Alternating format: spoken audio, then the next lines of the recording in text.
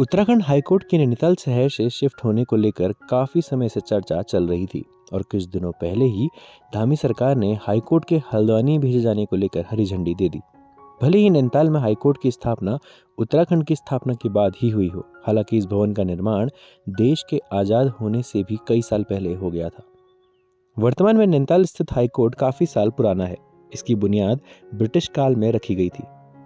इतिहासकार प्रोफेसर अजय रावत ने बताया कि साल 1862 से इस भवन के निर्माण की कवायद शुरू हो गई थी। उत्तर पश्चिमी प्रांत की ग्रीष्मकालीन राजधानी नैनीताल को बनाया गया था, जिस वजह से यहाँ सरकारी कामकाज निपटाने के लिए सचिवालय की जरूरत थी। शुरुआत में नैनीताल की माल रोड और फिर फ्लैट्स के नजदीक सेक्रेटेरिएट की स्थापना की गई।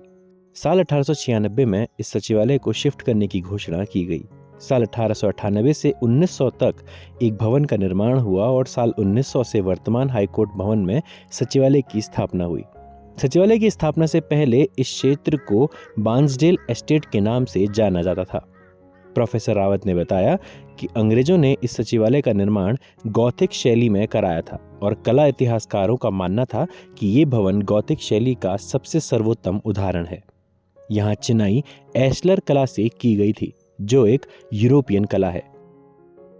इसमें सभी समान आकार के पत्थरों को एक के ऊपर एक रखकर मोर्टार में उड़द की दाल और थोड़ा गुड़ मिलाकर आपस में चिपकाया जाता था। इस तरह का निर्माण भवन को भूकंपरोधी बनाता है। इस कला से इमारत में काफी मजबूती आती थी, जिस वजह से आज भी लगभग 122 साल के बाद भी ये भवन ज्यों का त्यों खड़ा है।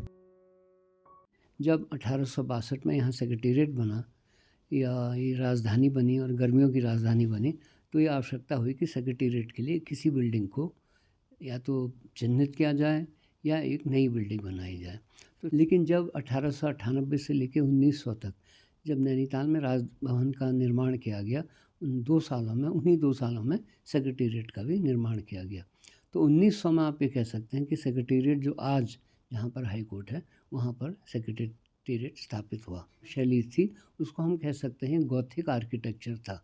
और जो आर्ट हिस्टोरियंस हैं, आर्किटेक्चर में जिन्होंने काम किया है ब्रिटिश आर्किटेक्चर में, उन लोगों का मानना ये है कि ये गॉथिक आर्किटेक्चर का सर्वोत्तम उदाहरण है। और यहाँ पर जो चिनाई की गई थी वो की गई थी एशलर कला से। एशलर कला जो है ये यूरोपियन कला है, और एशलर कला में क्या होता है कि जो पत्थर हैं, जो उनकी चिनाई की जाती है पत्थरों की, वो सब पत्थर एक साइज़ के होते हैं, एक आकार के होते हैं और एक के ऊपर एक जो है उसको लगाया जाता है। जो शैली थी या ये जो कला थी, इससे बहुत ज़्यादा मजबूती आ जाती थी बिल्डिंग में।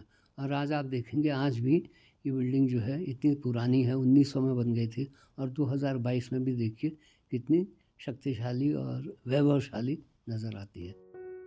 देश के आजाद होने के बाद उत्तर पश्चिमी प्रांत, जिसे बाद में उत्तर प्रदेश के नाम से जाना जाने लगा, उसकी ग्रीष्मकालीन राजधानी नैनीताल ही थी, जिस वजह से सचिवालय के सारे काम यहीं हुआ करते थे। हालांकि साल 2000 में उत्तराखंड की स्थापना के बाद देहरादून को राज्य की राजधानी बनाया गया। इसके बाद राज्य में हाईकोर्ट बनने की बातें चर्चा में आने लगी। साल 2000 में तब के केंद्रीय कानून मंत्री अरुण जेटली ने नैनीताल आकर यहाँ हाईकोर्ट के बनाए जाने की घोषणा कर दी। जेटली का नैनीताल से बचपन का नाता भी जुड़ा है। उत्तराखंड के नैनीताल से हिमांशु, न्यूज़ 18 लोकल के लिए।